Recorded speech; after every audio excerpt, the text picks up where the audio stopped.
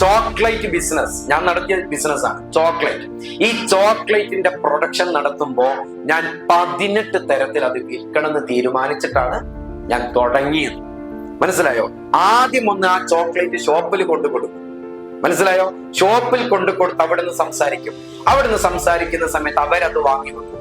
ഒരു marketing idea അല്ലെ. രണ്ടാമത്തെ മാർക്കറ്റിംഗ് ഐഡിയ, മാരുതി സുസുക്കി പോലെയുള്ള കമ്പനികൾ കാറ് സെയിൽ ചെയ്യും. കാറ് സെയിൽ ചെയ്യുന്ന സമയത്ത് അവിടെ സെയിൽ എടുക്കുന്ന കസ്റ്റമർക്ക് ഗിഫ്റ്റ് ആയിട്ട് അവരുടെ ഫോട്ടോ വെച്ചുകൊണ്ട് ചോക്ലേറ്റ് വിൽക്കും. രണ്ടാമത്തെ ഐഡിയ, കല്യാണം വരുന്ന സമയത്ത് കല്യാണ പെണ്ണിന്റെയും കെട്ടിയവന്റെയും ഫോട്ടോ വെച്ചിട്ട് ചോക്ലേറ്റ് അടിച്ചു കൊടുക്കും. മൂന്നാമത്തത്, ഹോസ്പിറ്റലിൽ കയറിയിട്ട് അവിടെ ഏതെങ്കിലും ആളുകൾ പ്രസവിക്കുകയാണെങ്കിൽ അവരെ കാണാൻ വരുന്ന ആളുകൾക്ക് ഹാപ്പി ബർത്ത്ഡേ എന്ന് പറഞ്ഞിട്ടുള്ള ചോക്ലേറ്റ് കൊടുക്കും. എത്ര ഐഡിയകൾ! ടൂറിസം മേഖലയിലേക്ക് കൊണ്ടുപോയിട്ട് അവിടെ നമ്മൾ വിൽക്കും. ടൂറിസം എത്രയായി? 5.